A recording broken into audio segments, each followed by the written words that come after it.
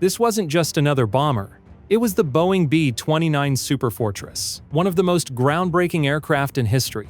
And not simply because it unleashed nuclear fire over Japan, or carried a fighter jet hidden inside its belly.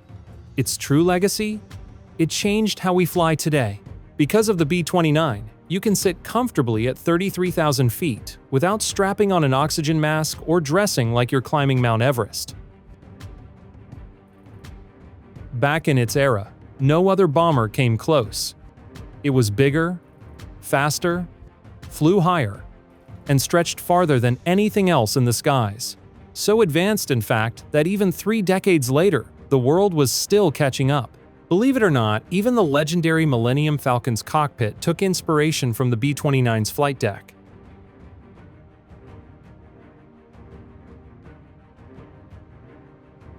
At the time, this giant wasn't just a bomber, it was considered untouchable. Enemy fighters and flak struggled to keep up, as the Superfortress could climb higher and run faster than most dared to chase. And here's the shocker. This program wasn't just pricey. It actually cost more than building the SR-71 Blackbird. In fact, the bill for the B-29 surpassed even the Manhattan Project itself, the very effort that created the atomic bomb. The US poured a staggering $3 billion into developing the B-29, while the Manhattan Project, the effort that built the atomic bomb, cost just $2 billion. Adjusted for today, that's around $65 billion, making it the single most expensive weapons program of World War II. To put that in perspective, it's about the entire defense budget of Belgium for the next decade. But here's the paradox. The Superfortress was both a masterpiece and a nightmare. It was so advanced that the Soviets literally cloned it, creating the Tupolev Tuesday-4 and building more than 800 copies. Yet at the same time, it earned a dark reputation. Crews used to joke they were more likely to be killed by Curtiss Wright, the engine maker, than by the Japanese. And, chillingly enough, they weren't far off. A crew of 11 had nearly double the chance of dying from a catastrophic mechanical failure mid-air than from enemy fire. In its very first 6 months, the B-29 suffered a shocking statistic. 1 out of every 10 missions was lost to mechanical failure. Think about that. The most advanced bomber ever built. Yet crippled by its own complexity. Every piece of it was engineered from the ground up, and that turned into both its strength and its curse. But here's where it gets even more ironic. The aircraft's most groundbreaking feature couldn't even be used in actual combat. The most dangerous part of flying this super fortress wasn't over enemy territory, it was during takeoff. And behind the scenes, its production line was nothing less than a chaotic disaster. And then, there's Nagasaki, the city that became the unintended target of an atomic bomb for reasons far stranger than you might think.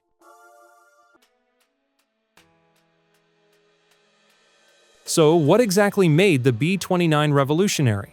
Let's rewind for a second. Flying above 25,000 feet meant escaping turbulence, squeezing maximum performance out of the engines, and slicing through the thin atmosphere with far less drag.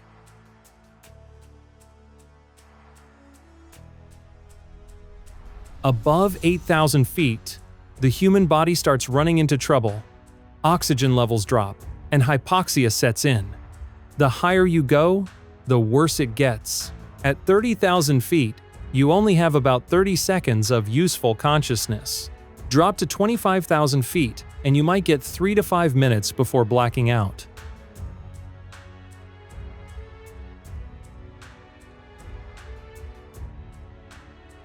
Sure, supplemental oxygen can buy you more time. That's why bomber crews in the early days of World War II had to wear masks, attached to long hoses feeding pure oxygen. But the problem didn't stop there. At extreme altitudes, temperatures could plunge to 60 degrees Fahrenheit. And if you were a B-17 gunner, things were even worse. Your windows stayed wide open as you fired at enemy aircraft, letting freezing winds rip through the cabin. Even heavy sheepskin jackets weren't enough to keep you alive. The solution? Electrically heated suits like the F-1 Blue Bunny. Practical? Barely. Comfortable? Not at all. Definitely not the best way to fight a war.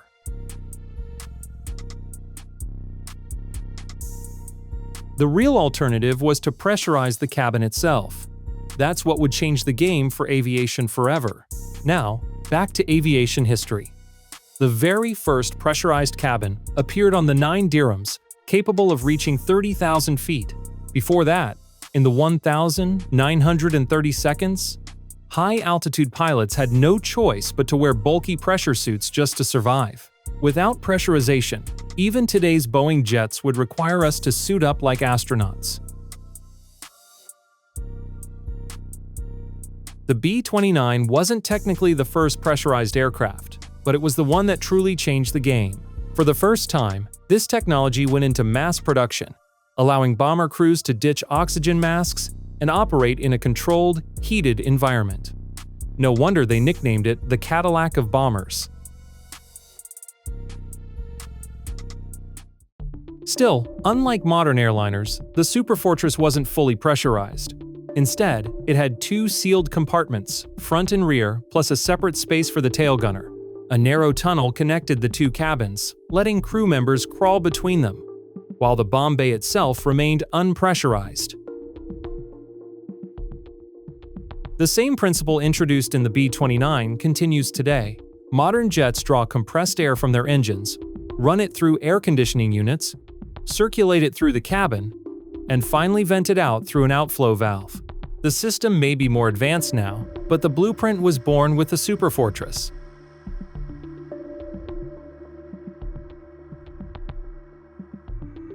Another feature the Superfortress shared with today's commercial jets was its circular fuselage. That shape isn't just for looks, it's the strongest way to hold pressure. Along with airflow control, temperature regulation, and leak prevention, the B-29's engineering laid the groundwork for modern passenger planes. Without cabin pressurization, long-haul flights would simply be impossible.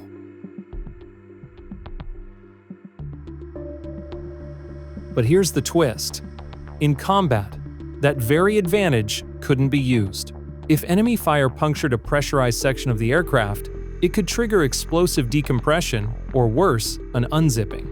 That meant the fuselage could literally split open along a stress line, tearing the bomber apart midair.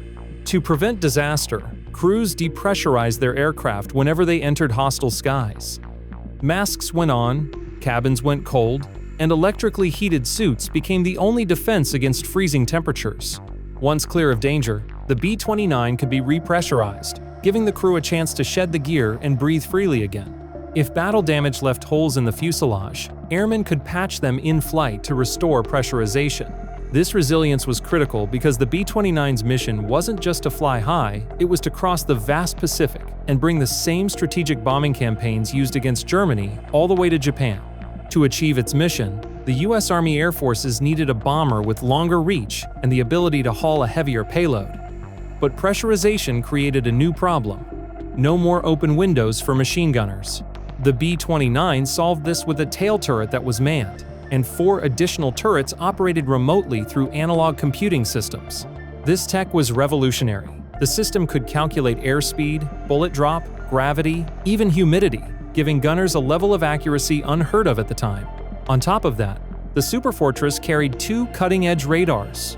The AN divided by APQ-13 allowed bomb runs through thick cloud cover, while the AN divided by APG-15B gave defenders a better shot at enemy aircraft. In theory, if the radar locked onto a target for just a second, the kill was guaranteed. In practice, it was far less reliable. Another unique feature was fire concentration. Every turret could focus on a single enemy, provided the sighting stations worked in sync otherwise. Misfires were inevitable. By 1945, most of these remote systems were stripped away to reduce weight, leaving the tail gun as the primary defense. But the Superfortress wasn't just a bomber. At one point, it doubled as a flying aircraft carrier. Engineers tested parasite fighters like the XF-85 Goblin, which would be lowered from the belly of a B-36 on a trapeze. The tiny jet would ignite its engine mid-air, detach, fight, and then attempt the impossible, hooking back onto the mothership during recovery. It demanded insane piloting skills, and the concept was eventually scrapped once aerial refueling became practical. Still, the B-29 gave crews something rare in World War II: comfort. Its cabins were soundproof, meaning airmen didn't have to wear bulky headsets just to talk to each other, a small but welcome improvement in the chaos of war. Quality of life perks didn't mean much when the B-29 itself was almost as deadly as enemy fire. Out of more than 30,000 missions over Japan, 414 superfortresses were lost. Of those, 147 fell to flak, or Japanese fighters, but a staggering 267 were destroyed due to mechanical failures. That's right, almost 2 B-29 seconds were lost to engine trouble for every one shot down. And the leading culprit? Engine fires. The Wright R 3,350 engines could overheat catastrophically. When the magnesium alloy engine case ignited at 5,616 degrees Fahrenheit, it could burn right through the wing spar in seconds. Magnesium is lighter, yes, but also dangerously flammable. The B-29 manual warned that an uncontained fire could rip a wing off in under 90 seconds. Shockingly, 87% of these fires couldn't be put out because the suppression systems were just not up to the task. No wonder many pilots preferred flying B-17 seconds over the B-29. The overheating wasn't random, it came from rear cylinders with poor cooling, oil loss, and design flaws. Exhaust valves could fail, get sucked into the engine, and spark a blazing inferno. To make matters worse, B-29 seconds took off from sweltering tropical islands in the Pacific. Pilots had less than 20 minutes from engine start to lift off. Delay too long and the engines would cook themselves to death. During takeoff with a fully loaded bomber, every pilot had to carefully balance power against cooling airflow. Divert too much air, and drag slowed the plane. Too little, and the engines would blow. Lose an engine in the first 5-10 minutes, and the bomber would plummet into the sea.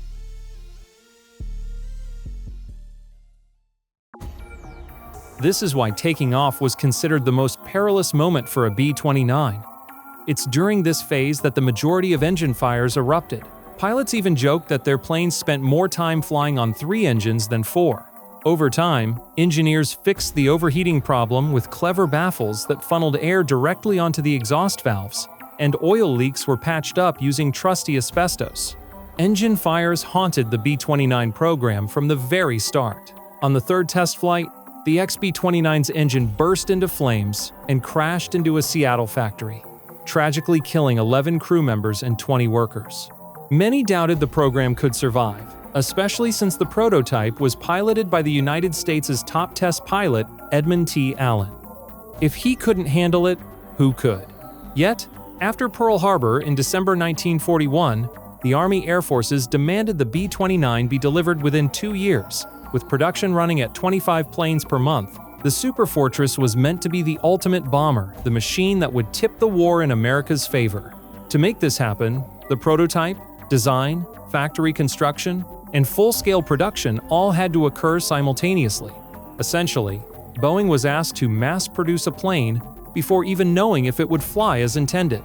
In just 18 months, an enormous factory rose in Wichita, Kansas, right in the heart of wheat fields. This wasn't merely a bomber project, it was an industrial feat of unprecedented scale in the United States. Thousands of suppliers churned out 40,000 unique components, from wings and propellers to tires, all assembled with over 1 million rivets across 4 massive plants.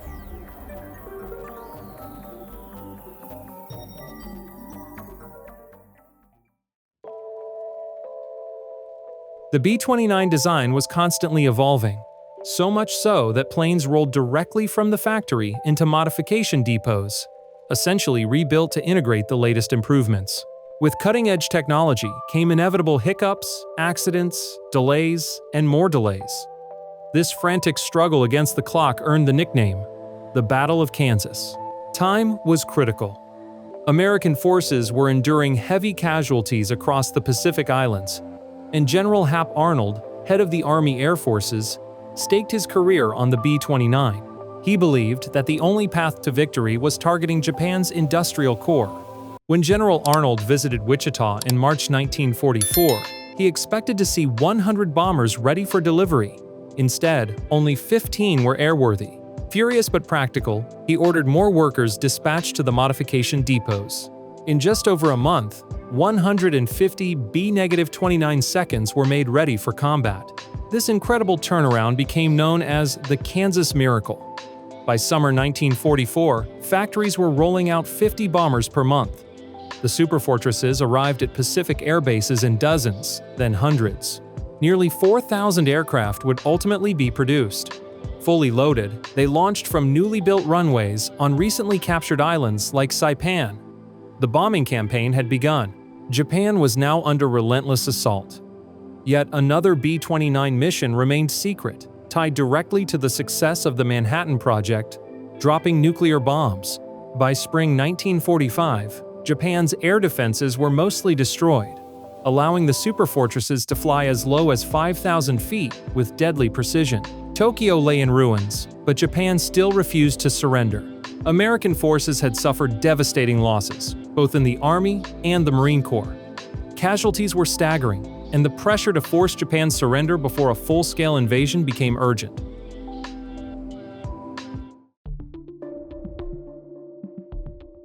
On the 6th of August, 1945, a specially modified B-29 named Enola Gay released the first atomic bomb over Hiroshima. Yet Japan still refused to capitulate. A few days later, the United States planned a second nuclear strike, but nothing went exactly as intended. On the 9th of August, 1945, another modified B-29, Boxcar, took off carrying the Fat Man bomb.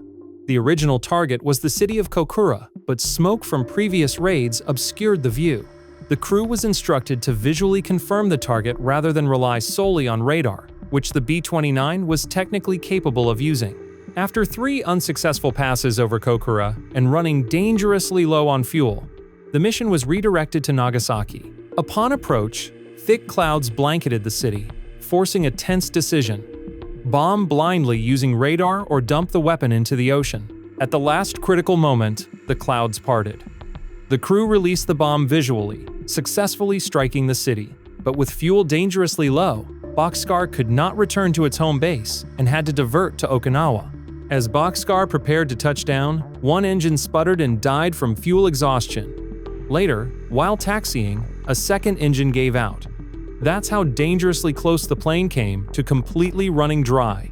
On the 2nd of September, 1945, Japan officially surrendered aboard the USS Missouri. Historians widely agree that, had a full invasion taken place, tens of thousands of lives on both sides would have been lost. The war was finally over. With the conflict concluded, B-29 production came to a halt. Countless brand new bombers were declared surplus, sent straight into storage, and eventually scrapped.